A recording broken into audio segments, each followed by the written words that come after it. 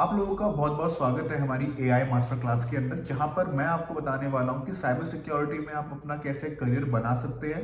Plus जो आजकल industry में चल रहा है एआई, उसके थ्रू आप कैसे अपनी साइबर सिक्योरिटी स्किल्स को इनहेंस कर सकते हैं। तो आप में से बहुत लोग स्टूडेंट होंगे और बहुत सारे वर्किंग प्रोफेशनल होंगे जिन्होंने इस कोर्स को एनरोल किया है हमारे इस मास्टर क्लास में।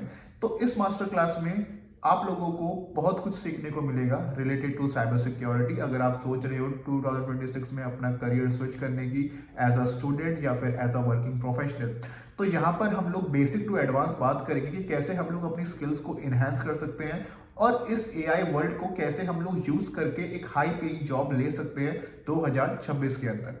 तो चलिए इस वीडियो को हम लोग स्टार्ट करते हैं। चलिए, तो यहाँ पर मैं आ चुका हूँ अपने अटैकर मशीन के ऊपर, जो कि है काली लाइनेक्स। अब हम बात करते हैं कि बहुत से जो स्टूडेंट्स हैं वो फेल क्यों हो जाते हैं साइबर सिक्योरिटी करियर के अंदर। सिंपल सी बात है, देखो, जब भी हम लोग कुछ चीज़ स्टार्ट करते हैं, चाहे वो साइबर सिक्योरिटी हो या प्रोग्रामिंग हो या एक्सप्लॉइट डेवलपमेंट हो या फिर फॉरेंसिक्स हो, तो सबसे पहले और जो मोस्ट इंपॉर्टेंट की होती है वो होता है आपका फाउंडेशन। जैसे कि अगर आपको किसी भी फील्ड में अपने आप को अपडेट करना है, तो उस फील्ड में अपडेट करने से पहले आपको अपने फाउंडेशन क्लियर करने पड़ते हैं। बहुत से लोग कहते हैं कि हमें फाउंडेशन आता है, बट फाउंडेशन में क्या क्या आना चाहिए इसके ऊपर पहले हम बात कर लेते हैं। सबसे पहले ऑपरेटिंग सिस्टम के बारे में आपको अच्छे से नॉलेज होना चाहिए। फॉर एग्जांपल, मैं यहाँ पर जो ओएस यूज कर रहा हूँ वो है काली लाइनेक्स ओएस, और मैं विंडोज ओएस यूज नहीं करता हूँ। आप में से बहुत लोग हैं जो विंडोज भी यूज करते हैं एंड काली भी यूज करते हैं, कुछ लोग पैरेट भी यूज करते हैं, कुछ लोग और उबंटू जैसे ओएस को भी यूज करते हैं अपने विंडोज के अंदर यूजिंग वर्चुअलाइजेशन। या आपने VMware यूज किया होगा या हाइपरवाइजर यूज किया होगा या फिर वर्चुअल बॉक्स यूज किया होगा, जहां पर आप एक ही सिस्टम पे मल्टीपल ओएस को रन कर सकते हो।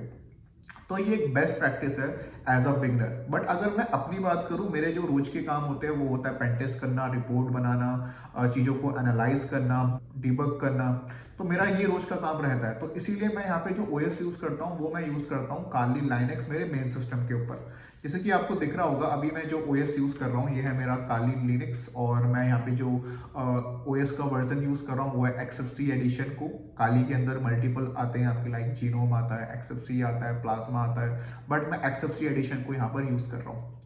अब मैं XFC एडिशन को क्यों यूज कर रहा हूँ? क्योंकि बाय डिफॉल्ट है, यूजर फ्रेंडली है और सिंपल है, ज़्यादा रैम कंज्यूम नहीं करता। अगर आप वहीं जीनोम के ऊपर जाओगे तो जीनोम आपका बहुत रैम कंज्यूम करेगा, बहुत लैग करेगा। तो XFC आपके लिए बेस्ट है। इसके बाद हमें क्या पढ़ना चाहिए? तो सबसे पहले आपको पढ़ना चाहिए लाइनेक्स ऑपरेटिंग सिस्टम के बारे में। उसका फाइल आर्किटेक्चर क्या होता है, कमांड्स क्या होती है, परमिशंस कैसे देते हैं, परमिशन कैसे हम लोग ले सकते हैं, यूजर को कैसे ऐड कर सकते हैं, यूजर को रिमूव कैसे कर सकते हैं, डिस्क पार्टीशन क्या होता है आपका, इन सब के बारे में आपको एक नॉलेज होना चाहिए बेसिक फाउंडेशन के अंदर। अब बारी आती है कि भाई ये सब हम कहाँ से पढ़ सकते हैं। सिंपल सी बात है, हमारे पास बहुत सारे फ्री रिसोर्सेज है, जैसे कि आपका ट्राहैक। एक बार मैं आपको दिखा देता हूँ, यहाँ जा करके आप पढ़ सकते हो, और इस प्लेटफॉर्म में जा करके आप अपने बेसिक जो कॉन्सेप्ट है लाइनेक्स के वो आप यहाँ पे कर सकते हो। ट्राहैक आपका एक तरह का प्रीमियम प्लेटफॉर्म है, बट यहाँ पे आपको फ्री रिसोर्स भी मिल जाएंगे जहाँ से आप बहुत अच्छी नॉलेज ले सकते हो। या फिर अगर आपको ट्राहैक से नहीं पढ़ना क्योंकि वो प्रीमियम है, तो आप जा सकते हो लाइनेक्स जर्नी के पास। तो ये भी एक हमारी एक वेबसाइट है जहाँ पे आप अपनी लाइनेक्स जर्नी को स्टार्ट कर सकते हो, और ये बिल्कुल एकदम फ्री है। बट यहाँ पर आपका एक और चीज़ है जहाँ पर आप अपने आप को चेकआउट कर सकते हो कि जो भी आपने कॉन्सेप्ट पढ़े हैं क्या वो सही पढ़े हैं या फिर नहीं पढ़े। For example, what is shell क्या होता है आपका, PWD कमांड क्या होती है, उसके बारे में यहाँ पर ये आपको पहले पूरा पढ़ा रहा है। उसके बाद यहाँ पे आप इसके क्वेश्चंस के आंसर भी दे सकते हो। तो इस तरीके से आप अपने लाइनेक्स फाउंडेशंस को स्ट्रॉन्ग कर सकते हो। और एक और चीज मैं आपको बताऊं कि फाउंडेशन पढ़ने से आप लाइनेक्स में मास्टर नहीं हो जाओगे। आपको इसके लिए क्या करना पड़ेगा, रोज लाइनेक्स के ऊपर प्रैक्टिस करनी पड़ेगी। अब प्रैक्टिस कैसे होगी? रोज आप क्या करो, आप फाइल्स वगैरह क्रिएट करो, उनको ऑटोमेट करो यूजिंग बैश स्क्रिप्टिंग। यहाँ पे एक बैश का भी कॉन्सेप्ट आता है। फॉर एग्जाम्पल, आपको अपने टूल्स को ऑटोमेट करना है। आप चाहते हो कि दोपहर के 12 बजे ये वाला टूल रन हो जाए, तो उसके लिए आपको क्रॉन जॉब पढ़ना पड़ेगा। क्रॉन जॉब क्या होता है? शेड्यूल्ड टास्क वगैरह अगर आपको ऑटोमेट करने हैं। चाहते हो कि रात के 10 बजे ये स्क्रिप्ट रन हो जाए या रात के 12 बजे इतनी फाइल्स हमारी क्रिएट हो जाए, तो उसके लिए हम लोग बैश स्क्रिप्टिंग का यूज़ करते हैं। तो उसके बाद आपको पढ़ना पड़ेगा बैश स्क्रिप्टिंग। बैश स्क्रिप्टिंग एक बहुत प्यारी लैंग्वेज है। अगर आप अपना career cyber security, offensive security या फिर डेवऑप्स या फिर क्लाउड इंजीनियर में देख रहे हो तो बैश स्क्रिप्टिंग आपके बहुत काम आने वाली है। और यहाँ पे आप बैश स्क्रिप्टिंग कहाँ से पढ़ सकते हो, एकदम beginner friendly with zero investment.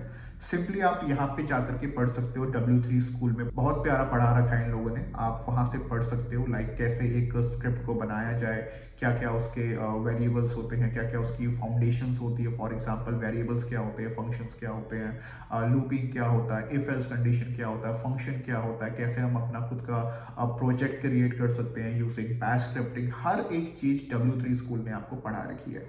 और यहाँ पर आप चाहो तो एग्ज़ाम भी दे सकते हो अपना। फॉर एग्जांपल जो भी आप लोगों ने पढ़ा है कि आपको अच्छे से नॉलेज हुआ है या फिर नहीं हुआ है, वो आप यहाँ से एकदम फ्री में पढ़ सकते हो। सिंपली यही सेम चीज़ को आप टेस्ट कर सकते हो with the help of TryHackMe bash script. आप यहाँ पे आपको सर्च करना है और यहाँ पे आपको एक लैब मिल जाएगी जो कि है बैश स्क्रिप्टिंग की, जो कि आप फ्री में पढ़ सकते हो। देखो रिसोर्सेज हमारे पास बहुत सारे फ्री में रिसोर्सेज है जहाँ पे आप पढ़ सकते हो। इस मास्टर क्लास का मेन एम क्या है कि कैसे अपने करियर को हम लोग स्टेप बाय स्टेप आगे बढ़े। क्योंकि अगर आप ये सोच रहे हो कि आप सारा प्रैक्टिकल कर लोगे या फिर स्क्रिप्ट को कॉपी पेस्ट कर लोगे तो आप हैकर नहीं बन पाओगे। उनको हम लोग कहते हैं स्क्रिप्ट किडी कहते हैं। अब जिन लोगों को स्क्रिप्ट किडी नहीं पता, स्क्रिप्ट किडी का मतलब क्या होता है, जो भी हम आपको पढ़ा रहे हैं, जो भी आप जिससे भी आप पढ़ रहे हो उसके स्क्रिप्ट को सिर्फ आप कॉपी पेस्ट कर रहे हो, जो उसका प्रोग्राम का लॉजिक है उसे आप नहीं समझ रहे हो। कॉपी पेस्ट करने वाले पर्सन को स्क्रिप्ट किडी कहा जाता है साइबर सिक्योरिटी वर्ल्ड के अंदर। तो अगर आपको स्क्रिप्ट किडी नहीं बनना है, आपको हर एक चीज लॉजिकली देखनी है, तो उसके लिए प्रोग्रामिंग भी इंपॉर्टेंट है। अगर आप लाइनेक्स पढ़ रहे हैं तो मैं आपको ये भी सलाह दूंगा कि आप लाइनेक्स के फंडामेंटल क्लियर करने के बाद आपका जो अगला पॉइंट होना चाहिए वो होना चाहिए आपका बैश स्क्रिप्टिंग। बैश स्क्रिप्टिंग अगर आप लोगों ने पढ़ ली तो आगे जो आपकी एडवांस मॉड्यूल है, क्लाउड सिक्योरिटी, डेवऑप्स सिक्योरिटी या डेवसेकऑप्स सिक्योरिटी, अगर आपको इन फील्ड्स में भी आगे जाना है तो वहां पे आपको स्क्रिप्टिंग करनी ही पड़ेगी, अपनी चीजों को ऑटोमेट करना पड़ेगा। क्योंकि कंपनी में मेन होता है वक्त। अगर आप सारा काम मैनुअली कर रहे हो तो कंपनी के लिए वो लायबिलिटी है। अगर आप अपने सारे काम को ऑटोमेट कर पा रहे हो तो कंपनी के लिए वो एसेट है। तो आपको एसेट बनना है, लायबिलिटी नहीं बननी ना आपको कंपनी के लिए। तो आपको हर एक चीज सीखनी पड़ेगी। बहुत से बच्चे मुझसे पूछते क्या सर इस फील्ड के लिए प्रोग्रामिंग आनी जरूरी है। आज मैं आपको ये बताने वाला हूँ कि हाँ आपको जरूरी है प्रोग्रामिंग लैंग्वेज। मैं ये नहीं कह रहा कि आपको डेटा स्ट्रक्चर एंड एल्गोरिथम भी पढ़ना पड़ेगा, मैंने ये नहीं कहा। मैं ये कह रहा हूँ कि इतना आपको पता होना चाहिए जो भी आप साइबर सिक्योरिटी के अंदर काम कर रहे हो उस चीज को ऑटोमेट कैसे किया जाए, उस चीज को बेसिक टू एडवांस कैसे बनाया जाए। अगर एक सॉफ्टवेयर काम कर रहा है क्या हम उसके अंदर कोई बग निकाल सकते हैं with the help of source code reading, तो इतना आपको आना चाहिए। अब आप मुझसे पूछोगे sir as a beginner bash scripting के अलावा हमें कौन कौन सी प्रोग्रामिंग लैंग्वेज पढ़नी चाहिए। तो मैं आपको सलाह दूंगा कि आपको सबसे पहले स्क्रिप्टिंग लैंग्वेज पढ़नी चाहिए जो कि है आपकी बैश स्क्रिप्टिंग।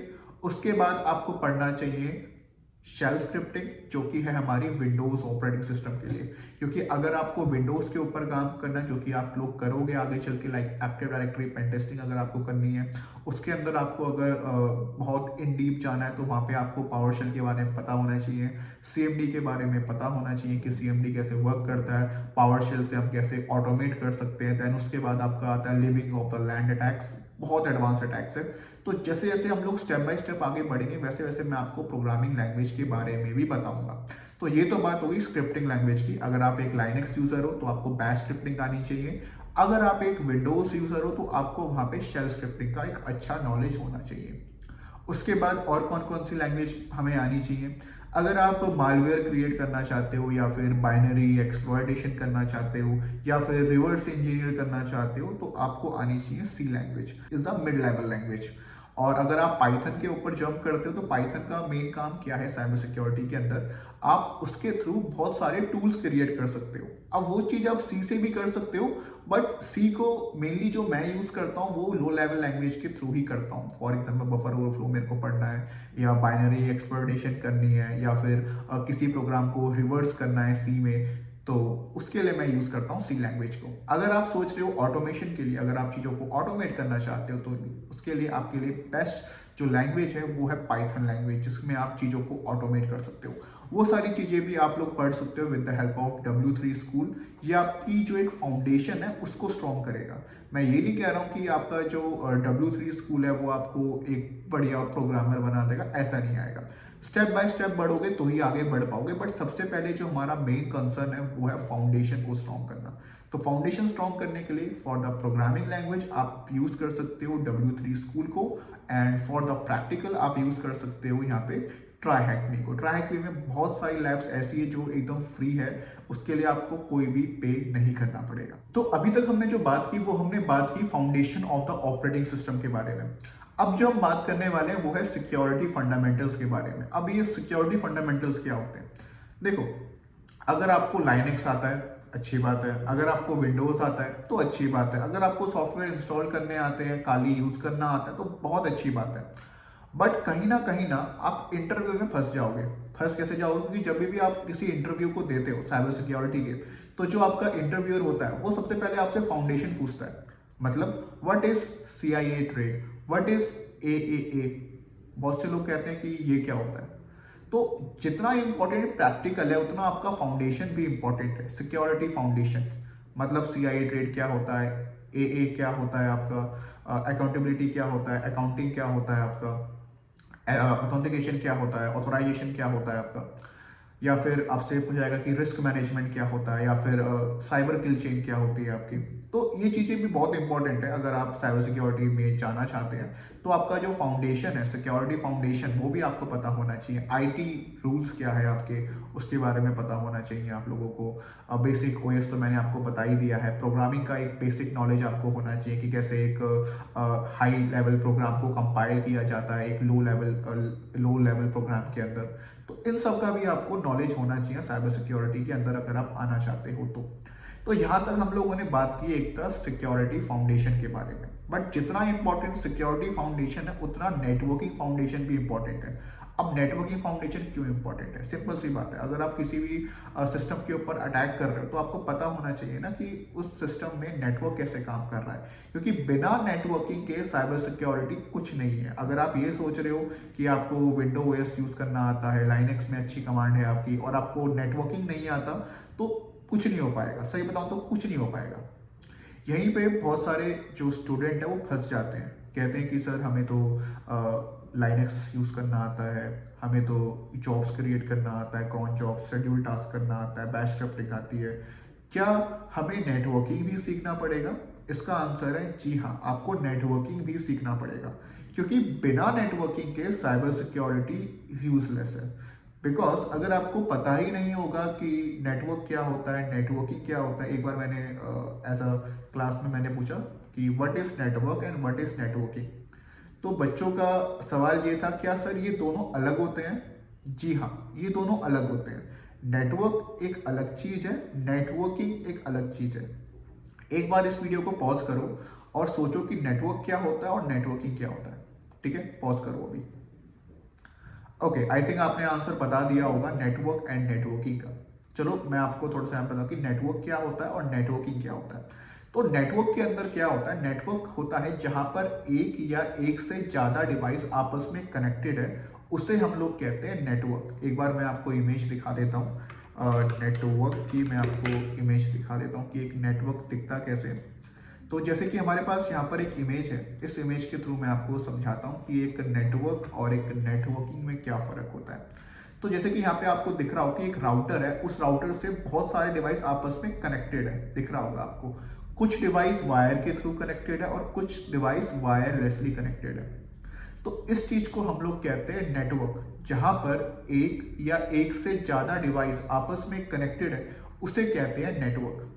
अब सर नेटवर्क अगर ये होता है तो नेटवर्किंग क्या होती है, बताता हूं। नेटवर्किंग में क्या होता है कि अगर ये डिवाइस आपस में कनेक्टेड है और ये अगर आपस में डेटा शेयर कर पा रहे हैं, तो उस कॉन्सेप्ट को हम लोग कहते हैं नेटवर्किंग। देखो, कॉन्सेप्ट था बहुत छोटा, बट दोनों में डिफरेंस बहुत बड़ा था। नेटवर्क क्या होता है? जहां पर आपका सारा डिवाइस आपस में कनेक्टेड है। नेटवर्किंग क्या होता है? अगर सारे डिवाइस आपस में कनेक्टेड है तो क्या वो एक दूसरे को डेटा भेज पा रहे हैं? अगर वो एक दूसरे को डेटा भेज पा रहे हैं तो उस कॉन्सेप्ट को हम लोग कहते हैं नेटवर्किंग। ठीक है, तो ये बहुत फाउंडेशनल क्वेश्चन है जो कि इंटरव्यूअर पूछते हैं आपकी नॉलेज को टेस्ट करने के लिए, तो ये भी आपको पता होना चाहिए। उसके बाद कितने तरह के नेटवर्क्स होते हैं, टाइप ऑफ नेटवर्क। वैसे सही बताऊं तो मेनली 3 ही होते हैं, बट हर बुक में उनको कैटेगराइज किया गया है। जैसे आपका पैन हो गया, लैन हो गया, मैन हो गया, वीपीएन हो गया, ठीक है, स्टोरेज एरिया नेटवर्क हो गया, बहुत सारे बना रखे हैं उन लोगों ने। क्योंकि नेटवर्क एक ऐसा कॉन्सेप्ट है ना जो कि बहुत कॉन्ट्रोवर्शियल है। मतलब कि कुछ बुक्स में कुछ लिखा है और कुछ बुक्स में कुछ लिखा है, बट आपको अपने क्या करना है, नेटवर्किंग फाउंडेशन को स्ट्रॉन्ग करना है कि लैन नेटवर्क क्या होता है, वैन नेटवर्क क्या होता है, मैन नेटवर्क क्या होता है, पैन नेटवर्क क्या होता है, और ये कैसे अलग है एक दूसरे से।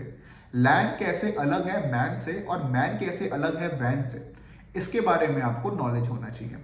उसके बाद जो हमारे स्टैंडर्ड्स है, networking standards, it's OSI model. अगर आपने इसके बारे में नहीं पढ़ा तो बहुत इंपॉर्टेंट है हमारा OSI मॉडल, क्योंकि OSI मॉडल हम लोग जानते हैं इट्स अ कॉन्सेप्चुअल मॉडल। तो यहाँ पे आपको दिख रहा होगा OSI मॉडल, तो इसके बारे में भी आपको पता होना चाहिए व्हाट इज OSI मॉडल, कौन सी लेयर्स होती है, 7 लेयर मॉडल होता है आपका, कैसे वर्क करता है, डाउन टू अप अप्रोच को ये फॉलो करता है, फिजिकल लेयर से स्टार्ट होता है, जाता कहाँ तक है, एप्लीकेशन लेयर तक। तो इसका हर एक चीज़ का आपको नॉलेज होना चाहिए। अब आप पूछोगे कि सर ये तो बहुत थ्योरी वाला क्वेश्चन है, मेरे को तो थ्योरी पसंद नहीं है, मेरे को तो अटैकिंग पसंद है, मेरे को तो ये पसंद है, थ्योरी मुझसे होती नहीं है। तो मैं आपको एक चीज़ और बता दूं कि बिना थ्योरी के हैकिंग इज जीरो। अगर आपको OSI मॉडल नहीं पता, अगर आपको TCP/IP मॉडल नहीं पता, तो आप पैकेट्स को मॉनिटर नहीं कर पाओगे। अगर आप ये सोच रहे हो कि ये जो OSI मॉडल है, ये तो रेफरेंस मॉडल है, हम लोग जो यूज़ करते हैं वो तो हमारा TCP/IP मॉडल है, हम जो यूज़ करते हैं वो तो हमारा TCP/IP मॉडल है, OSI मॉडल को हम लोग क्यों पढ़े? देखो सिंपल सी बात है, TCP/IP मॉडल आपको तभी समझ में आएगा जब आपका OSI मॉडल क्लियर होगा। बहुत से लोग गलती क्या करते हैं, अच्छा मॉडल है क्या करना है पढ़ के, छोड़ो TCP/IP पढ़ते हैं, वो तो रियल वर्ल्ड में अप्लाई होता है हमारा। जी नहीं, आपको दोनों मॉडल पढ़ने पड़ेंगे, क्योंकि अगर आपका OSI क्लियर होता है तभी आप TCP/IP पढ़ पाओगे, वरना आप नहीं पढ़ पाओगे। अब TCP/IP कहाँ पर यूज होता है? कभी किसी ने देखा है TCP/IP मॉडल को यूज होते हुए? जो भी हम लोग पढ़ते हैं, जो भी उसकी लेयर्स होती है, 4 लेयर्स, कभी देखा है उसको यूज करते हुए? नहीं देखा होगा आप लोगों ने। अगर आपको देखना है प्रैक्टिकली कि कैसे TCP/IP को हम लोग एनालाइज कर सकते हैं, तो आपको जाना पड़ेगा वायरशार्क के ऊपर। वायरशार्क क्या है आपका, एक क्या है पता है आप लोगों को? वीडियो को पॉज करो और बताओ वायरशार्क क्या है। आई होप आपने बता दिया होगा वायरशार्क क्या है। जिन लोगों को नहीं पता उनको मैं बता देता हूँ। तो वायरशार्क क्या है? Wireshark is a packet monitoring tool. क्या है? एक पैकेट मॉनिटरिंग टूल कि सिस्टम पे आप क्या क्या पैकेट्स भेज रहे हो। मान लो मैंने विजिट किया google.com, तो google.com को मैंने कैसे विजिट किया, कहाँ कहाँ से मैं होता हुआ गया, वो हमें बताता है वायरशार्क।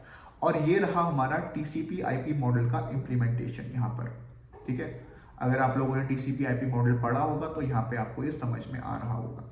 तो इसीलिए मैं कह रहा हूँ कि network is a theoretical but important है आपका। इसके बाद आपको क्या पढ़ना चाहिए? क्लाइंट सर्वर आर्किटेक्चर, कि कैसे वर्क करता है। अब क्लाइंट सर्वर आर्किटेक्चर आपका होता क्या है कि कैसे, अगर हम लोग सर्च करते हैं google.com, तो google.com की रिक्वेस्ट कैसे जाती है सर्वर के पास और कैसे उसका बैकएंड काम करता है। उसके बाद आपको पढ़ना पड़ेगा पीयर टू पीयर मॉडल। अब ये पीयर टू पीयर मॉडल क्या है? पीयर टू पीयर मॉडल बहुत पहला मॉडल है जो कि हमारा बहुत वक्त पहले यूज हुआ करता था, but for the lack of security हम लोग शिफ्ट हो गए किस पे? क्लाइंट सर्वर आर्किटेक्चर के ऊपर, जो कि आज भी हम करंटली यूज कर रहे हैं। उसके बाद सर्वर्स कैसे काम करते हैं, डेटाबेस कैसे काम करता है, एक वेबसाइट वर्क कैसे करती है, HTTP हेडर्स क्या होते हैं, प्रोटोकॉल्स क्या होते हैं, पोर्ट्स एंड प्रोटोकॉल्स क्या होते हैं आपके।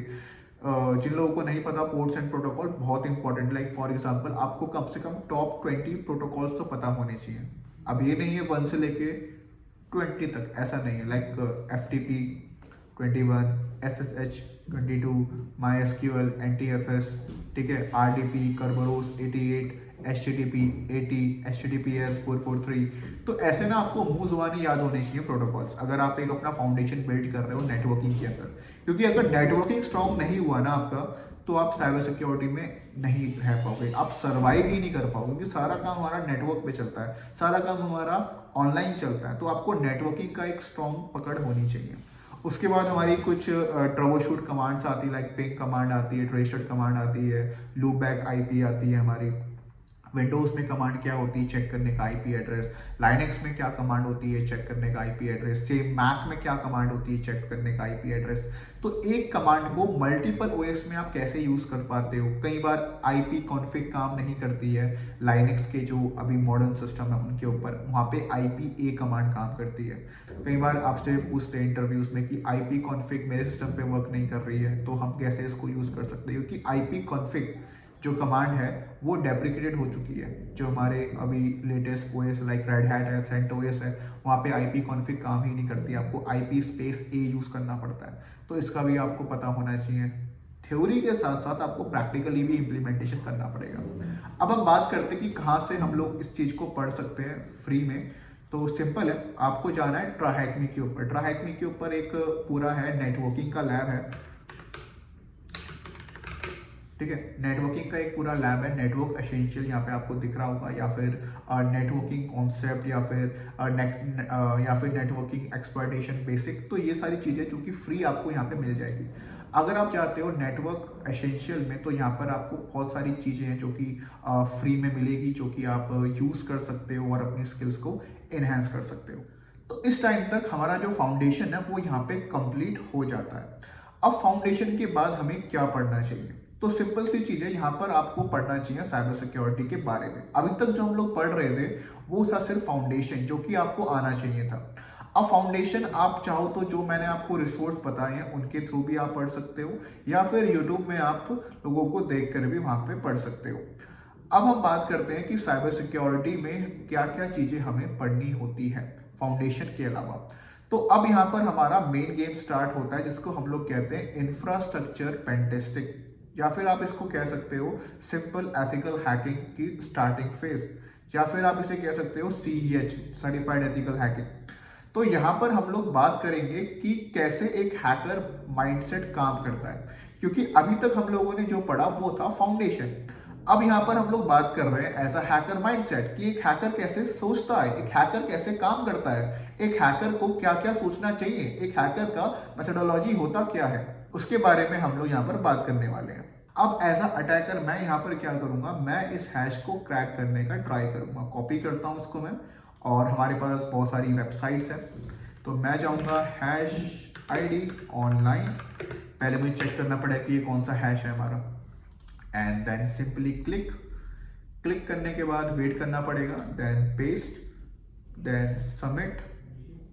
तो ये हमारा कौन सा एक MD5 हैश है, तो इसको मैं यहाँ पे क्रैक करने का ट्राई करूँगा। चलिए क्रैक करने का ट्राई करते हैं। nano hash.txt, ओके, यहाँ पे पहले से मैंने एक हैश रखा हुआ है, तो मैं इसको लिखूँगा nano sample.txt, then paste, control O, enter, control X, simple. इसको करने के बाद मैं यहाँ पे क्या करूँगा, #_a attacking mode 0, then -m। अब देखो MD5 का जो हमारा होता है एल्गोरिथम वो होता है 0, ठीक है। आप चाहो तो हैशकैट का जो ऑफिशियल वेबसाइट है वहाँ जाके भी आप चेकआउट कर सकते हो। तो मेरी खुद की चीट शीट्स है, मैं उसको प्रेफर करता हूँ। तो जब भी आप कुछ पढ़ो तो उसका एक प्रॉपर चीट शीट बना दो। तो यहाँ पे देखो MD5 का हैश मोड क्या है, 0 है, सिंपली 0, देन sample.txt, देन उसके बाद आपकी जो वर्ड लिस्ट है वो यहाँ पे आ जाएगी। यूजर शेयर वर्ड लिस्ट टिकली नहीं चाहते हैं, यहाँ पर हम लोग कुछ टूल्स का यूज करते हैं जो कि एक्टिवली काम करते हैं, जैसे कि हमारा Nmap। अगर आप किसी भी वेबसाइट पे Nmap स्कैन करते हो तो सामने वाली वेबसाइट को मालूम चल जाता है कि कौन पर्सन उसके ऊपर अटैक कर रहा है। तो Nmap जो है वो आपका एक्टिव स्कैनर के अंदर आता है। वहीं अगर हम बात करें पैसिव स्कैनिंग का, तो पैसिव स्कैन में हमारा आता है लिंक्डइन। अगर मान लीजिए कि एक XYZ कंपनी है, उसका एक लिंक्डइन प्रोफाइल है, तो उस प्रोफाइल में जा करके मैं उसके स्टाफ के बारे में इंफॉर्मेशन निकाल सकता हूँ। इसके अलावा हमारे बहुत सारे टूल्स होते हैं लाइक माल्टिको, ओशियन फ्रेमवर्क, सब डोमेन फाइंडर, सब finder, शोडान, virus total, recon NG। तो ये सारे हमारे कुछ बेसिक टूल्स है जो कि आपको आपके काली के अंदर प्री इंस्टॉल मिल जाएंगे। जैसे कि आप देख पा रहे हो मेरे स्क्रीन पे, तो यहाँ पर हमारा होता है मेन्यू बार। मेन्यू बार में यहाँ पे हमारे पास रिकॉनेसेंस एक कैटेगरी है, जिस कैटेगरी में हमारे पास ये सारे टूल्स हैं। ये सारे टूल्स हमारे वो टूल है जो कि हम लोग एज अ हैकर यूज करते हैं किसी भी पर्सन का इंफॉर्मेशन निकालने के लिए, जिसमें से डायरेक्टरी बस्टर है एक हमारे पास, DIRB है, पब्सविल भी है, आइडो भी है, लीजन भी है, गोबस्टर भी है, एनमैप भी है एंड रिकॉन NG भी है। क्या इस टूल के ऊपर सारा काम होता है? हाँ, एज अ बिगनर आप इन टूल्स को यूज करके किसी भी कंपनी या किसी भी पर्सन के बारे में इंफॉर्मेशन निकाल सकते हो। बट मैं आपको एक चीज और बोलूंगा कि अगर आप साइबर सिक्योरिटी को as a long term goal देख रहे हो तो कभी भी आप लोग टूल्स पे डिपेंडेंट मत रहना। मतलब कि अगर आप ये सोच रहे हो कि ये टूल में मेरी महारत हासिल है तो इस टूल को यूज करके मैं बग निकाल दूंगा और रिवॉर्ड ले लूंगा, ऐसा नहीं है। आपको कभी भी टूल पे इतना रिलाय नहीं करना है। जब भी हम लोग बात करते हैं साइबर सिक्योरिटी की, तो एज अ मेरा जो माइंडसेट रहता है वो रहता है कि मैं मैनुअली ज्यादा करूं और टूल्स को मैं जितना कम हो सके उतना यूज करूं। तो यहाँ पर हम लोगों को दोनों मेथड आने चाहिए, मैनुअली भी पता होना चाहिए और आपको ऑटोमेशन भी पता होना चाहिए। अब रिकॉन के बाद हमारा जो नेक्स्ट स्टेप आता है वो आता है इनुमरेशन। अब इनुमरेशन में ना बहुत बच्चे कंफ्यूज हो जाते हैं कि यार इनुमरेशन होता क्या है। तो आज मैं आपका ये कंफ्यूजन दूर करने वाला हूं। मान लीजिए आपने रिकॉन किया, एक कंपनी थी हमारी xyz.com नाम से। अब उस कंपनी में आपने एक रिकॉन किया। मैं आपको एक बार प्रैक्टिकली इसको दिखाता हूँ। मान लो कि मैं कंपनी के ऊपर रिकॉन कर रहा हूँ फॉर द एजुकेशनल पर्पस। पहली बात, जो भी आप पढ़ रहे हैं इन साइबर सिक्योरिटी, कभी भी किसी भी वेबसाइट के ऊपर इनलीगली काम मत करना। और अगर आप किसी वेबसाइट को स्कैन कर रहे हो तो प्रॉपर परमिशन और प्रॉपर ऑथराइजेशन के साथ ही उसको टेस्ट करना। यहाँ पर मैं जो आपको प्रैक्टिकल दिखाने वाला हूँ वो मैं एक एनमैप का आपको यहाँ पे एक प्रैक्टिकल दिखाने वाला हूँ, जो कि मैं करने वाला हूँ गूगल के ऊपर। अब गूगल के ऊपर मैं कैसे कर सकता हूँ कि गूगल का खुद का बग बाउंटी प्रोग्राम है, उस हिसाब से मैं इसमें लीगली काम कर सकता हूँ। तो सिंपल, सबसे पहले जब भी आप किसी सिस्टम पे अटैक कर रहे हो तो आपको पहले उसको पिंग करना होता है। पिंग करने के बाद google.com, क्योंकि मैं गूगल के ऊपर अटैक कर रहा हूँ तो गूगल को पहले मुझे चेक करना पड़ेगा कि गूगल अभी ऑनलाइन है या फिर नहीं है। Ctrl+C, तो यहाँ पे हमें दिख रहा है कि बहुत सारी ICMP रिक्वेस्ट यहाँ पे मेरे को देखने को मिल रहा है। तो मैं क्या करूँगा, मुझे ये मालूम चल जाएगा कि ये जो वेबसाइट है ये अभी ऑनलाइन है। अगर वेबसाइट में ऐसा कुछ आपको देखने को नहीं मिलता है तो उसका मतलब क्या है, वेबसाइट अभी ऑफलाइन है। मान लीजिए मैंने किया पिंग और मैं यहाँ पे गूगल का स्पेलिंग गलत कर देता हूँ और .com, क्योंकि इस नाम से तो कोई वेबसाइट अभी एग्जिस्ट नहीं करती है। तो जैसे ही मैं इसको एंटर करूँगा यहाँ पे आपको देखने को मिलेगा कि सर्विस इज नॉट अवेलेबल, या फिर ये पिंग होगा ही नहीं। तो इस तरीके से आप चेकआउट कर सकते हो कि जो आपका विक्टिम है या जिसके ऊपर आप अटैक कर रहे हो वो अभी ऑनलाइन है या फिर ऑफलाइन है। इसके बाद हम लोग क्या करेंगे, nmap एंड देन google.com। मैं यहाँ पे सिंपल स्कैन कर रहा हूँ google.com के ऊपर। मैं यहाँ पे चेकआउट कर रहा हूँ कि इस पर्टिकुलर जो हमारा google.com है उसमें कितने पोर्ट्स अभी ऑनलाइन है। तो इसको हम लोग यहाँ पे चेकआउट कर रहे हैं। और पहली बात, जो भी आप काम करो लीगली करो। यहाँ पे मैं जो काम कर रहा हूँ वो मैं लीगली कर रहा हूँ। यहाँ पे आपको देखने को मिल रहा है कि मेरे दो पोर्ट्स यहाँ पर ओपन है, एक है HTTP एंड एक है HTTPS। तो ये हमारे होते हैं पोर्ट्स, जिसके बारे में मैंने आपको नेटवर्किंग के ऊपर बताया था। तो ये जो हमारे पर्टिकुलर पोर्ट्स है ना, इन पोर्ट्स के ऊपर हमें पेन टेस्टिंग करनी पड़ती है। तो इस स्टेप को हम लोग कहते हैं इनुमरेशन। बहुत लोगों को लगता है कि जो हम इंफॉर्मेशन गैदर कर रहे हैं उसमें हम टूल यूज कर रहे हैं, नहीं, ऐसा नहीं है। इनुमरेशन के अंदर क्या होता है, सिंपल लैंग्वेज में, कि आपने किसी वेबसाइट के बारे में रिकॉन किया, फिर आपने उसको nmap स्कैन किया। nmap स्कैन करने के बाद आपने देखा कि वहां पे ना कुछ पोर्ट्स ओपन है। अब हमारे केस में हम जो गूगल को स्कैन कर रहे हैं उसमें सिर्फ दो ही पोर्ट्स ओपन है, जो कि उसका खुद का वेबसाइट है। HTTP एंड HTTPS दोनों वेबसाइट ही होते हैं। HTTP क्या होता है, नॉट सिक्योर, एंड HTTPS क्या होता है आपका सिक्योर। तो सिंपल है, यहाँ पे एक वेबसाइट रन हो रही है। अब इस वेबसाइट के ऊपर मुझे क्या करना पड़ेगा, पेन टेस्ट करना पड़ेगा। मान लीजिए यहाँ पे FTP ओपन होता तो यहाँ पे मैं FTP पेन टेस्ट करता। मान लीजिए यहाँ पे SMB ओपन होता तो यहाँ पे मैं SMB पेन टेस्ट करता। मैंने आपको कहे थे ना कि इतने पोर्ट्स आपको याद होने चाहिए।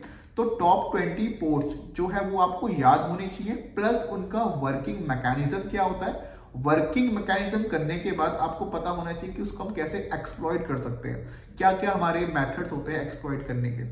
ठीक है, तो ये आपको पता होना चाहिए।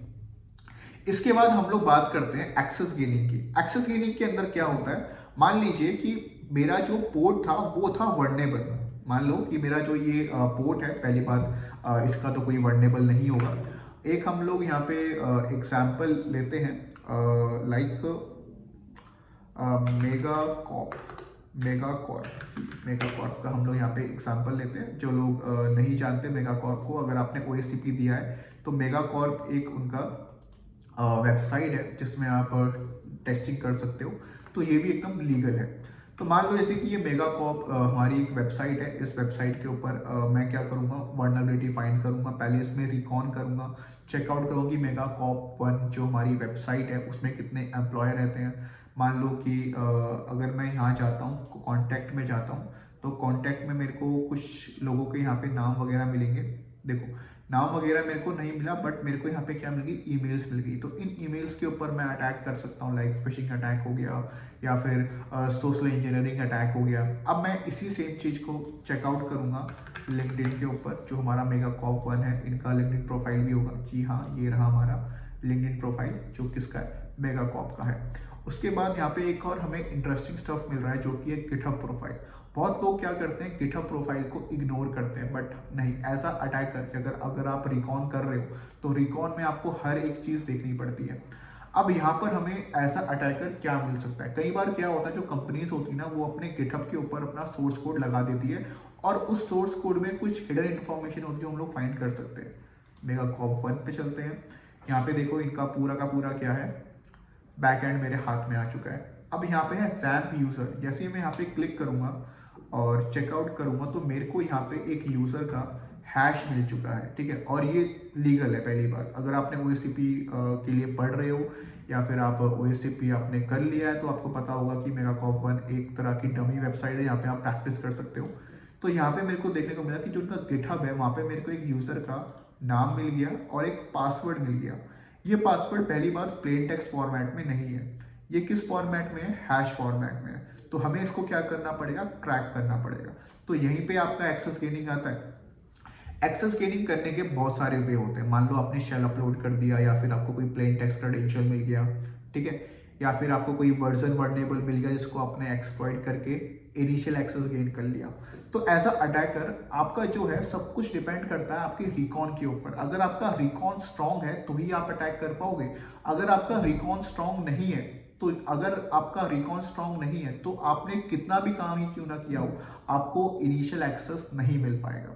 तो हैकिंग का गोल्डन रूल क्या है, इन्यूमरेशन इज अ की। अगर आपका इन्यूमरेशन अच्छा है तभी आप एक अच्छे अटैकर बन पाओगे, तभी आपको रिवॉर्ड्स मिल पाएंगे। तो मेरे केस में क्या है, मैंने यहाँ पे एक हैश ढूंढ लिया और एक मैंने यहाँ पे यूजर ढूंढ लिया। rockyo.txt एंटर करते हैं, चेक करते हैं। तो यहाँ पे हमें ये दिखा रहा है कि the hash is not loaded. कोई प्रॉब्लम नहीं है, आई थिंक हमने सेव नहीं किया होगा, ठीक है। तो इस तरीके से आप यहाँ पे एक्सेस गेन कर सकते हो। अगर आप इसको ऐसे क्रैक करने का ट्राई करोगे तो नहीं होगा ये क्रैक, ठीक है। तो इस तरीके से आप यहाँ पे हैश को क्रैक करने का ट्राई कर सकते हो।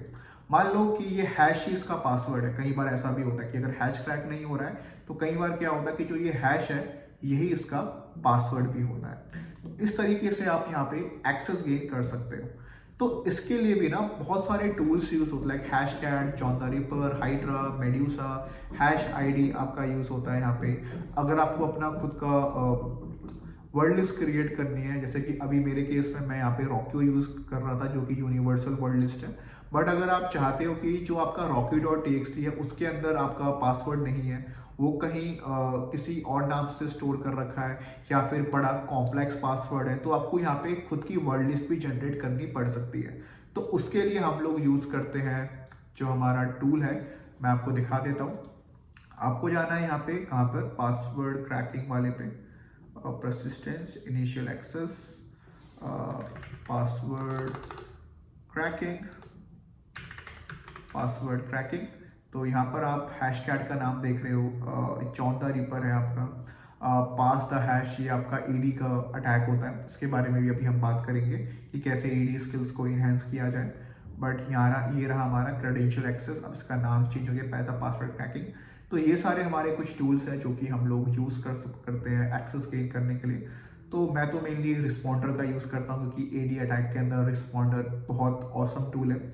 आप बिना किसी को लिंक भेजे उसका हैश निकाल सकते हो, इतना खतरनाक टूल है हमारा रिस्पॉन्डर, जो कि एडी अटैक्स में यूज़ किया जाता है। ओके, तो यहाँ तक हम लोगों ने बात की कि कैसे एक अटैकर इनिशियल एक्सेस गेन करता है किसी भी सिस्टम का। अब हम बात करते हैं कि एक्सेस गेन तो हो गया, उसके बाद क्या? उसके बाद हमारा जो नेक्स्ट मेथड आता है वो आता है आपका प्रिविलेज एस्केलेशन मेथड।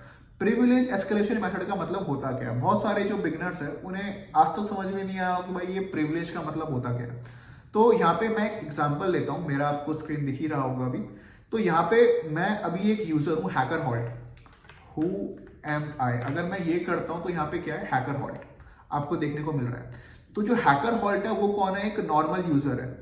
अब ये जो नॉर्मल यूजर है ना, इसके पास ज्यादा प्रिविलेज नहीं है। अब प्रिविलेज का मतलब क्या होता है, अगर मैं आपको समझाऊं लेमैन की लैंग्वेज में अगर मैं आपको समझाऊं, तो प्रिविलेज का मतलब होता है कितनी परमिशंस का एक्सेस है मेरे पास। क्या ये यूजर कोई यूजर क्रिएट कर सकता है क्या? जी नहीं, ये यूजर क्रिएट नहीं कर सकता किसी भी यूजर को। मान लो हैकर हॉल्ट का मैंने एक्सेस गेन किया। अब हैकर हॉल्ट का एक्सेस गेन करने के बाद क्या मैं एक नया यूजर क्रिएट कर सकता हूं? जी नहीं, मैं नहीं कर सकता। क्यों? क्योंकि मैं कौन हूं? मैं एक नॉर्मल यूजर हूं। अगर मेरी आप देखोगे एक कमांड आती है हमारे पास, आईडी कमांड में यहाँ पे आपको दिख रहा होगा कि मेरा जो यूजर आईडी है वो है 1000। अब जिन्हें नहीं पता 1000 का मतलब क्या होता है, ये फर्स्ट यूजर है। इसीलिए मैंने आपको बताया कि आपको पहले लाइनेक्स के फाउंडेशन क्लियर करना पड़ेगा, क्योंकि ये चीजें आपको लाइनेक्स के फाउंडेशन में पढ़ाई जाती है कि यूजर्स और ग्रुप्स में फर्क क्या होता है, यूजर्स की आईडी कहाँ से स्टार्ट होती है, ग्रुप्स की आईडी कहाँ से स्टार्ट होती है, सर्विसेज अकाउंट्स की आईडी कहाँ से स्टार्ट होती है, एक रूट अकाउंट की आईडी होती क्या है। अगर मेरी आईडी 1000, तो मतलब मैं अभी पहला यूजर हूँ, क्योंकि हमारा जो यूजर का आईडी स्टार्ट होता है लाइनेक्स के अंदर, वो स्टार्ट होता है 1000 से लेकर के 9999 तक। इतने यूजर्स आप क्रिएट कर सकते हो। तो उसमें से जिस यूजर का मैंने एक्सेस लिया है हैकर हॉल्ट, उसकी जो आईडी है वो है 1000। अब एज अ अटैकर मैं हूं एक लीस्ट प्रिविलेज यूजर। अगर मुझे किसी भी फाइल को रिमूव करना है या फिर मुझे कोई भी फाइल रीड करनी है, फॉर एग्जांपल मैं जानना चाहता हूं यहाँ पे और यूजर्स के पासवर्ड क्या है, तो अगर आपको ये तक नहीं पता कि आपके पासवर्ड कहाँ स्टोर होते हैं लाइनेक्स में, तो आपका फाउंडेशन वीक है। चलिए वीडियो को पॉज कीजिए और जो लोग इंटरमीडिएट लेवल के हैं वो मुझे बताइए कि आपका पासवर्ड कहाँ सेव होता है लाइनेक्स का और आपके विंडोज़ का। वीडियो को पॉज करके बताइए, और जो लोग बिगनर हैं वो सुनिए मेरा आंसर। तो जो आपके लाइनेक्स के पासवर्ड होते हैं वो आपके स्टोर होते हैं cat/etc शैडोज के अंदर। यहाँ पे आपके जो पासवर्ड है वो सेव होते हैं। अभी मैं कौन हूँ? अभी मैं एक हैकर हॉल्ट यूजर हूँ। क्या मैं इसको रीड कर सकता हूँ? जी नहीं, मैं इसको रीड नहीं कर सकता। क्यों? क्योंकि मैं अभी कौन हूँ? एक नॉर्मल यूजर हूँ। अगर मैं इस फाइल को रीड करना चाहता हूं तो मेरे को यहाँ पे चाहिए होगा रूट का परमिशन। तो एज अ अटैकर जब हम लोग किसी भी सिस्टम का एक्सेस गेन कर लेते हैं या फिर इनिशियल एक्सेस गेन कर लेते हैं, अब XYZ स्टेप से आपने लिया होगा, हमने तो पासवर्ड के थ्रू लिया था जो कि हमें गिटहब प्रोफाइल पे मिला था, तो मैंने उसके थ्रू एक्सेस गेन किया था। उसके बाद मैं बन गया हूं एक यूजर जिसकी आईडी है 1000। अब एज अ अटैकर मेरे को क्या करना पड़ता है? पूरे लिनक्स सिस्टम को इन्यूमरेट करना पड़ता है या फिर रिकॉन करना पड़ता है। जो रिकॉन आपने स्टार्टिंग में किया था ना, वही रिकॉन आपको करना पड़ता है, बट यहाँ पे हमें लाइनक्स के ऊपर रिकॉन करना पड़ता है। मान लीजिए मेरे को विंडोज का एक्सेस मिल गया तो मुझे विंडोज इन्यूमरेशन करनी पड़ेगी। मान लीजिए मेरे को मैक का एक्सेस मिल गया तो मुझे मैक इन्यूमरेशन करनी पड़ेगी। तो हर एक अटैक वेक्टर आपको याद करना पड़ता है, हर एक अटैक वेक्टर आपको यहाँ पर सीखना पड़ता है। बिना, अगर आप ये सोच रहे हो कि आपने लाइनक्स को मास्टर कर लिया तो आप विंडोज भी हैक कर लोगे, नहीं ऐसा नहीं है। विंडोज का आर्किटेक्चर अलग है, लाइनक्स का आर्किटेक्चर अलग है, बहुत डिफरेंस है इन दोनों में। अगर आप सोच रहे हो कि दोनों सेम सेम है, नहीं सेम नहीं है। आपको दोनों को सेपरेटली पढ़ना पड़ेगा, आपको दोनों के अटैक वेक्टर्स को सेपरेटली पढ़ना पड़ेगा।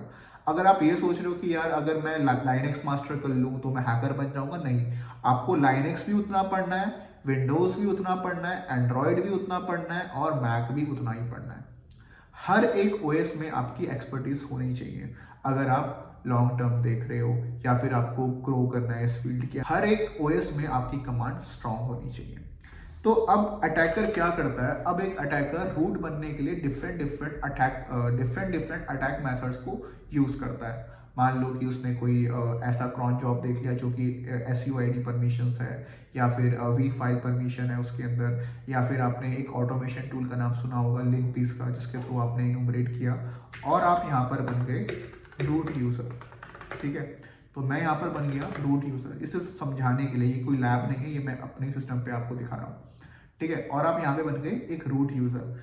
अब आप रूट यूजर हो तो अब आप क्या कर सकते हो, अब आप इजीली रीड कर सकते हो अपने शैडोज फाइल को, क्योंकि हमारे जो पासवर्ड सेव होते हैं वो हमारे शैडोज के अंदर रहते हैं। जैसे कि हैकर हॉल्ट का ये है हमारा हैश, और जिसका ID 0 होता है वो होता है हमारा रूट अकाउंट।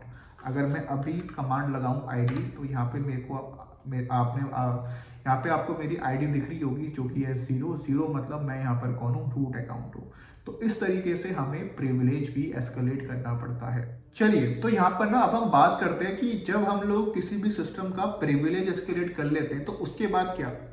आपने सुना होगा, या आपने जो लोग इंटरमीडिएट है या जो वर्किंग प्रोफेशनल है उन लोगों ने कुछ लैब सॉल्व करी होगी ट्राइहैक में की।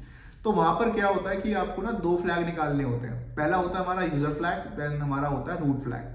रूट फ्लैग हमें कब मिलता है, जब हम लोग रूट अकाउंट को टेक ओवर कर लेते हैं। तो आफ्टर द रूट अकाउंट हमारा कुछ काम बचता है या फिर नहीं बचता, तो यहां पर हमारा आता है एडवांस कॉन्सेप्ट। अब मैं आपको एडवांस बताने वाला हूं। अभी तक मैंने आपको जो भी बताया वो था इंटरमीडिएट लेवल, उससे पहला था हमारा फाउंडेशनल लेवल, फाउंडेशनल, इंटरमीडिएट, अब आने वाला है एडवांस लेवल। अब एडवांस लेवल में हमको क्या क्या करना पड़ता है आफ्टर द इंटरमीडिएट, तो यहाँ पर आपको करना पड़ता है पिवटिंग अटैक। अब पिवटिंग अटैक क्या होता है इसके बारे में बात करते हैं। बहुत इंटरेस्टिंग अटैक है। अगर आप OSCP की तैयारी कर रहे हो या फिर कोई भी आप advance certification like CRTO, CRTP इनके लिए प्रिपेयर कर रहे हो तो वहां पर ये आपके काम आएंगे।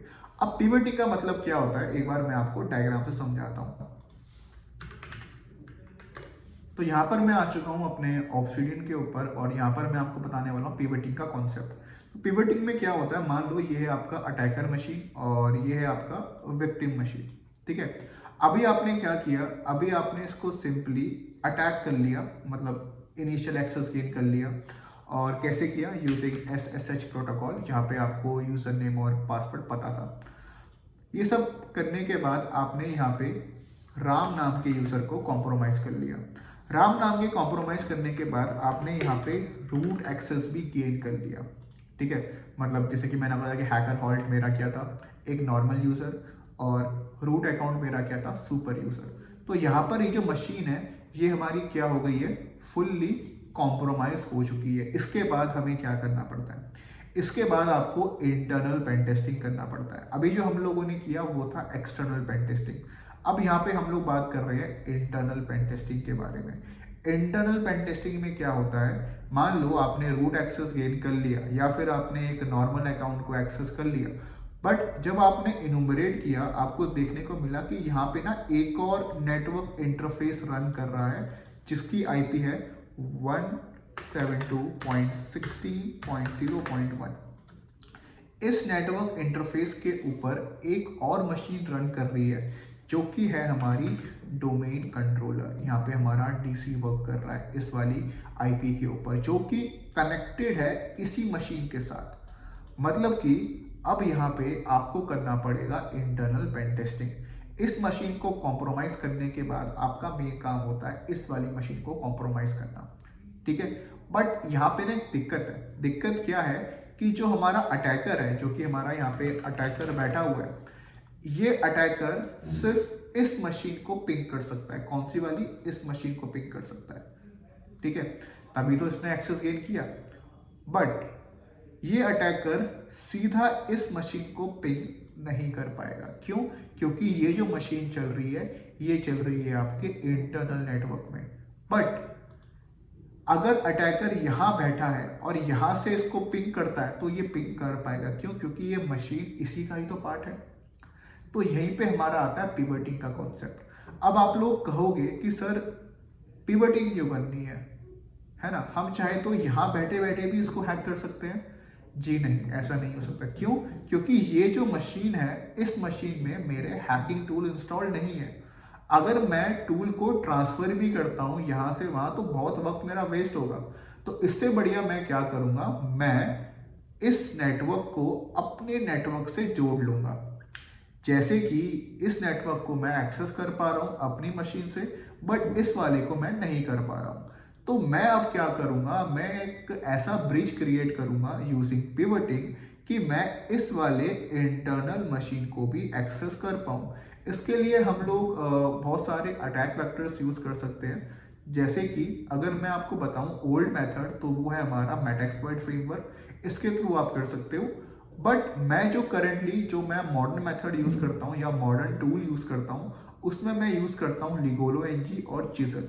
अगर आप एक ओ प्रिपेयर कर रहे हो, अगर आप ओ के लिए प्रिपेयर कर रहे हो, या ओ के लिए प्रिपेयर कर रहे हो, या CRTO के लिए प्रिपेयर कर रहे हो, या CRTP के लिए प्रिपेयर कर रहे हो, तो आपका यहाँ पे जो बेस्ट वे रहेगा वो रहेगा आपका लिगोलो एनजी के थ्रू। क्योंकि लिगोलो एनजी बेस्ट टूल है। जो लोग इंटरमीडिएट है, अब वो एडवांस में आ रहे हैं, उनको ये पता होना चाहिए। फिर हमारा स्टार्ट होता है एडी पेन टेस्टिंग। जैसे ही आपने डीसी के अंदर गए, आपका यहाँ से स्टार्ट हो जाएगा एडी पेन टेस्टिंग। और आजकल ना एडी पेन टेस्टिंग बहुत यूज हो रहा है। बहुत सारे जो कॉर्पोरेट वर्ल्ड है, वहाँ पे हर एक चीज़ एडी पे चल रही है। अब वो एडी से क्लाउड पे जा रहे हैं। बट अभी भी बहुत सारी कंपनीज है जो एडी के ऊपर काम कर रही है। तो आपको एडी पेन टेस्टिंग आना चाहिए। एडी पेन टेस्टिंग के लिए अभी तक मैंने जो भी आपको रोड मैप बताया, from security foundation, intermediate, then advance, तो ये चीज़ें आपको आनी चाहिए, तभी आप एडी पेन टेस्टिंग कर पाओगे। अगर आपका सिक्योरिटी फाउंडेशन ही कंप्लीट नहीं है, या फिर आप उसमें लैग करते हो, तो आप एडी नहीं कर पाओगे। सबसे बड़ी रियलिटी है, ओएससीपी में जितने बच्चे फेल होते हैं, वो ईडी में ही फेल होते हैं। क्यों? क्योंकि उन्हें इनिशियल एक्सेस लेना तक नहीं आता। अगर आप इनिशियल एक्सेस गेन नहीं करोगे, तब तक आप ईडी पेन टेस्ट नहीं कर पाओगे। बट अब ओएससीपी वालों ने रूल्स चेंज कर दिए, अब ईडी की सोलो मशीन्स आती है। बट पहले के एग्जाम्स में ईडी की सोलो मशीन्स नहीं आती थी। वहाँ पे क्या था कि पहले आपको इनिशियल एक्सेस गेन करना है, देन आपको रूट गेन करना है, देन रूट के बाद आपको पिवटिंग करनी है, पिवटिंग के बाद आपको ईडी मिलेगा। ऐसे होता है। बट अब ओएससीपी एग्जाम सब बहुत इजी हो चुके हैं। ईडी की सोलो मशीन्स आती है, एंड सिंगल 2-3 मशीन्स आती है। कुल मिला के 5 मशीन्स आपकी आती हैं। उनमें से 2 ईडी होती है और 3 आपकी सोलो मशीन्स होती है, लिनक्स एंड विंडोज़। तो अब तो बड़ा आसान कर दिया है। पहले क्या था कि इनिशियल एक्सेस भी खुद लो, खुद आइडेंटिफाई करो कि किस मशीन के ऊपर ईडी चल रहा है, देन फिर उसको पेन टेस्ट करो। तो इतना कुछ चेंज हो चुका है। तो एडवांस एडी के अंदर आपको पता होना चाहिए कि कैसे हमारा विंडोज़ आर्किटेक्चर वर्क करता है, कैसे हमारे जो विंडोज़ में जो पावर शेल है वो काम करती है, पावर शेल में living of the land attacks का क्या काम होता है। तो ये सब चीज़ें आपको पता होनी चाहिए था फाउंडेशन लेवल के अंदर। उसके बाद आपके बहुत सारे ईडी के अटैक्स आते हैं, like LLMNR poisoning, SMB relay, LDAP इनूमरेशन, कर्बरोस, SMB इनूमरेशन बहुत चाहिए होता है। अगर आप एक ईडी पेन टेस्ट कर रहे हो, तो LDAP प्रोटोकॉल के ऊपर आपको पकड़ बनानी पड़ेगी। SMB इनूमरेशन आपको स्ट्रॉन्ग करना पड़ेगा, मैनुअल ऑटोमेशन दोनों। कुछ टूल्स के नाम मैं आपको यहाँ पे बता देता हूँ, लाइक क्रैकमैक एक्जैक आता है आपका, NXC आता है, इनमफॉल लिनक्स आता है, RPC क्लाइंट आता है आपका, इनमफॉल लिनक्स NG मतलब नेक्स्ट जनरेशन आता है आपका, SMB क्लाइंट आता है, SMB मैप आता है आपका। तो ये सारे आपके टूल्स हैं जो आपको SMB को इनोमरेट करने के लिए चाहिए होते हैं। LDAP के अंदर आपको LDAP सर्च टूल के बारे में पता होना चाहिए, LDAP प्रोटोकॉल्स के बारे में पता होना चाहिए, WinRM सर्विस के बारे में पता होना चाहिए, कर्बरोस प्रोटोकॉल के बारे में पता होना चाहिए, कर्बरूट टूल के बारे में पता होना चाहिए, रिस्पॉन्डर टूल के बारे में पता होना चाहिए। तो ये सारे टूल्स ना आपको प्री इंस्टॉल मिलेंगे आपको आपके काली लिनक्स के अंदर। जैसे कि मैंने बात किया था आपका NXC नेट एक्जैक, या फिर आप क्रैकमैक एक्जैक, या फिर पास द हैश अटैक्स। ही आपके पास द हैश अटैक होते हैं। मान लीजिए कि आपको एक हैश मिला, बट वो आपसे क्रैक नहीं हो रहा है। अब जब तक क्रैक नहीं होगा, तब तक आप लॉगिन नहीं कर पाओगे। तो इसी चीज़ को बाईपास करने के लिए क्या आया, पास द हैश अटैक आया। बट ये पास द हैश अटैक सिर्फ विंडोज़ के ऊपर काम करता है। विंडो का जो हैशिंग होता है एल्गोरिथम, वो होता है NTLM वर्जन 2। अगर आपके पास NTLM वर्जन 2 हैश है और वो आपसे क्रैक नहीं हो रहा है, तो आप उसको पास द हैश अटैक फॉर्मेट में लॉग इन कर सकते हो। बिना क्रैक करे आप सिस्टम पे लॉग इन हो जाओगे। उसके बाद मेरा सबसे प्यारा टूल ब्लड हाउंड, बहुत लोगों ने नाम सुना होगा और बहुत लोग चिंता करते होंगे यार ब्लड हाउंड बहुत मुश्किल है। कुछ मुश्किल नहीं है, बहुत आसान टूल है आपका, ठीक है। तो इस तरीके से आप अपना AD पेन टेस्ट इनहेंस कर सकते हो। चलिए, तो अब हम बात करते हैं कि हम लोग कैसे AI का यूज करके अपने काम को एफिशिएंट बना सकते हैं साइबर सिक्योरिटी के अंदर। तो देखो सिंपल सी बात है, मैं जो AI को यूज करता हूँ साइबर सिक्योरिटी में, वो मैं करता हूँ मेनली ऑटोमेशन के लिए। अब ऑटोमेशन क्या होता है, जैसे कि हम लोगों ने बात की थी बैश स्क्रिप्टिंग के अंदर, आप किसी भी चीज को ऑटोमेट कर सकते हो यूजिंग क्रॉन जॉब, या फिर आप अपनी खुद की स्क्रिप्ट बना सकते हो जहां पर आप एक पर्टिकुलर टास्क को परफॉर्म करवा सकते हो। वैसे ही मैं आजकल के जो मॉडर्न हमारा एरा है वहां पे मैं मॉडर्न टूल्स का यूज करता हूँ। जैसे कि for the automation and AI मैं यहाँ पर यूज करता हूँ N8N टूल का, जो कि आपको मेरे स्क्रीन के ऊपर दिख ही रहा होगा।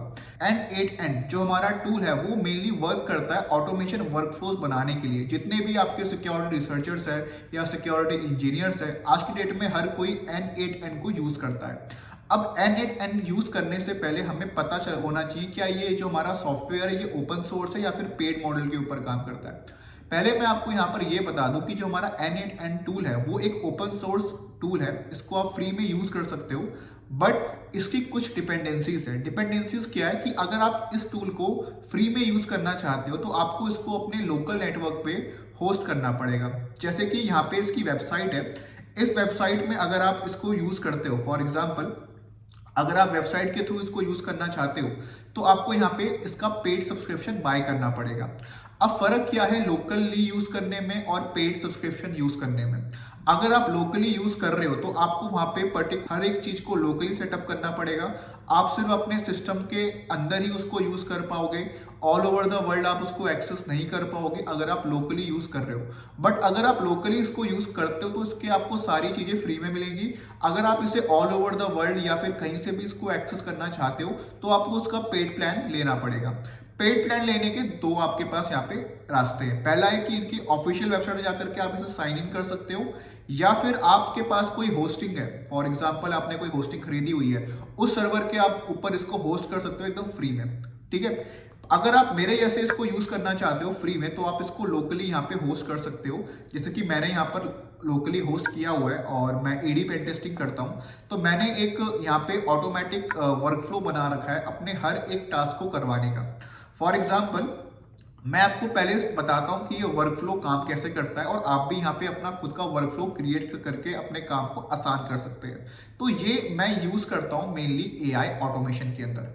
जैसे कि मैंने यहाँ पे एक वेब हुक लगाया, जैसे ही इस वेब हुक के पास रिक्वेस्ट आएगी ये मेरा जाएगा डिटेक्टेड CIDR वैल्यू में। मतलब कि मान लो कि मैंने एक IP एड्रेस का रेंज दिया है तो उस रेंज को ये यहाँ ले जाएगा Nmap के अंदर, फिर इसको ये फिल्टर करेगा कि कितने पोर्ट्स इसके ओपन है। मान लीजिए हम लोगों ने अभी google.com को यहाँ पे स्कैन किया था, google.com में 2 ही पोर्ट ओपन थे, कौन सा, पोर्ट 80 एंड 443।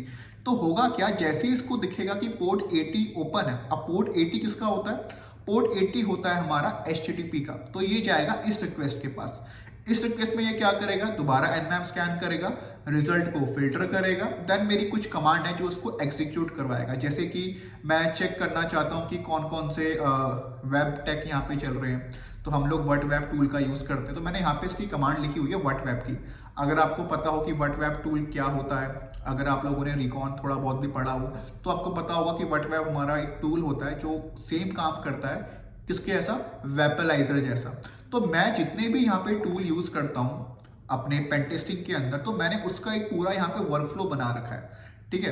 तो इस तरीके से मैं क्या करता हूँ, AI ऑटोमेशन यहाँ पे यूज करता हूँ। अब मैं AI में कौन सा टूल यूज करता हूँ तो आपको पता होगा, अभी जो Gemini है उसने इंटीग्रेट किया है हमारे काली के साथ, तो मैं यहाँ पे Gemini CLI का यूज करता हूँ। ये भी एकदम फ्री है, बस आपको यहाँ पे API की वगैरह लगानी पड़ेगी। अब API की कैसे लगाते हैं, आपको यहाँ पे अपना अकाउंट लॉग इन करना पड़ेगा with the help of Google, या तो आपको यूज करना पड़ेगा API की। जो भी आप यहाँ पे मेथड यूज करना चाहते हो आप कर सकते हो। फॉर एग्जाम्पल मैं यहाँ पे मेथड यूज करूंगा गूगल लॉगिन का। तो ये मेरे को भेज देगा मेरे गूगल अकाउंट पे, और यहाँ पे मैं सिंपली अपने अकाउंट को लॉग इन कर लूंगा। लॉग इन करने के बाद यहाँ पर क्या होगा, मेरा जो जेमिनी है वो यहाँ पे एक्टिव हो जाएगा। अब ये जो जेमिनी CLI टूल है, इसका मेन काम क्या होता है, इसका मेन काम होता है कि जो भी आप पेन टेस्ट कर रहे हो, मतलब आप फॉर एग्जांपल आप किसी वेबसाइट को पेन टेस्ट कर रहे हो, अब आपको समझ में नहीं आ रहा कि आगे का स्टेप क्या करना चाहिए, तो अगर आप इसको बोलोगे do nmap scan in this particular website, तो वो nmap स्कैन भी कर देगा और आपको रिजल्ट भी बता देगा, और नेक्स्ट अटैक क्या करना चाहिए वो भी ये आपको यहाँ पर बता देगा। जैसे कि यहाँ पे आपको दिख रहा होगा मेरा प्रॉम्प्ट, अगर मैं बोलूँ nmap google.com, ठीक है, एंड एंटर करूं तो ये क्या करेगा, ऑटोमेटिकली nmap स्कैन भी कर देगा, और उसका जो भी रिजल्ट आएगा वो ये मेरे को यहाँ पे शो कर देगा ऑटोमेटिकली। उसके बाद आप चाहते हो कि इसका गो बस्टर करना, तो ये गो बस्टर भी कर देगा ऑटोमेटिकली, वर्ड लिस्ट भी लगा देगा आपके लिए, सब कुछ ये ऑटोमेटिकली आपको करके दे देगा। तो जब भी आप लोग जेमिनी CLI कमांड को यूज करो तो आपको थोड़ी बहुत नॉलेज होनी चाहिए साइबर सिक्योरिटी की, कि कैसे आपको टूल यूज करना है, आपका थोड़ा बहुत हैकर माइंडसेट होना चाहिए। अगर आप ये सोच रहे हो कि आप एकदम बिगनर हो और आप एकदम से इसको यूज करना सीख जाओगे कॉपी पेस्ट करके, तो नहीं, उनको हम लोग कहते हैं स्क्रिप्ट किडिंग। अगर आप कॉपी पेस्ट कर रहे हो सामने वाले का प्रॉम्प्ट, तो वो होता है कॉपी पेस्टिंग, आप उससे कुछ नहीं सीख पाओगे, ठीक है। तो ये ऑटोमेटिकली क्या करेगा, जो भी आपने इसको प्रॉम्प्ट दिया है उसके ऊपर काम करेगा और एथिकली काम करेगा। ये नहीं अगर आप बोलोगे कि hack this WhatsApp, hack those WhatsApp, ये वैसे काम नहीं करेगा। ये आपको हेल्प करेगा आपके अटैक वेक्टर्स के ऊपर। मान लो कि समझ नहीं आ रहा कि नेक्स्ट अटैक क्या मारे, क्या इस वेबसाइट के अंदर एसक्यूएल इंजेक्शन है या फिर नहीं है, क्या मैं इसमें ये वाला पेलोड लगा सकता हूँ या फिर नहीं लगा सकता, तो वहां पर ये आपको काम करने देगा। अब देखो यहाँ पे ये कह रहा है यस अलाउ या फिर यस अलाउ ऑलवेज, तो मैं इसको करूंगा यस अलाउ वंस, एक बार ही करना बस।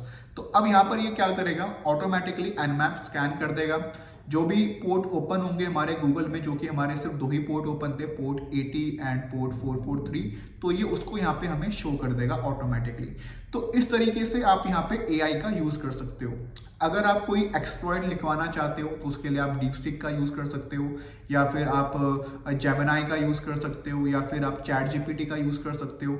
अगर आप सीधा बोल दो कि मुझे हैक करना है, तो वो आपको सॉरी बोल देगा। तो थोड़ा बहुत आपको प्रॉम्प्टिंग आनी चाहिए इसके लिए। अब यहाँ पर देखो, इसने मेरे को बताया कि पोर्ट 80 और पोर्ट 443 यहाँ पर क्या है, अभी ओपन है। तो अगर मैं इसको बोलूं डू गो बस्टर, ठीक है, अगर मैं इसको बोलूं डू गो बस्टर, तो ये ऑटोमेटिकली क्या करेगा, गो बस्टर स्कैन करना चालू कर देगा। तो इस तरीके से आप इससे अपना काम करवा सकते हो, और जितना ज्यादा आप प्रॉम्प्टिंग में जाओगे ना, उतना ज्यादा आपको वहां पे सीखने को मिलेगा। बट AI का आप तभी एफिशिएंटली यूज कर पाओगे जब आपके फाउंडेशन क्लियर होगा। तो अभी तक आप लोगों ने अगर इस वीडियो को यहाँ तक देख लिया, इसका मतलब ये है कि आपको हमारी वीडियो पसंद आ रही है। अगर आप चाहते हैं कि ऐसी वीडियो हम लोग और लेकर आते रहे इस चैनल के ऊपर, तो आपको सिंपली क्या करना है, इस चैनल को लाइक करना है एंड सब्सक्राइब करके जो हमारा नोटिफिकेशन है उसको इनेबल कर देना है। उससे क्या होगा कि हम जो भी वीडियोस लेकर आते रहेंगे वो आपको सबसे पहले यहाँ पर मिल जाएगी। एक और बात, अगर आप लोग कोई कोर्स ज्वाइन करना चाहते हैं और अपने करियर को सिक्योर बनाना चाहते हैं, तो आपको डिस्क्रिप्शन पे एक लिंक मिलेगा जहां पर आप जा करके हमारे रेड टीम ऑपरेटर कोर्स को ज्वाइन कर सकते हैं। एंड ये आपका 6 मंथ का कोर्स है, जहां पर मैं आपको पढ़ाऊंगा basic to advance with certification. चलिए गाइस, मिलते हैं अपनी नेक्स्ट वीडियो पे।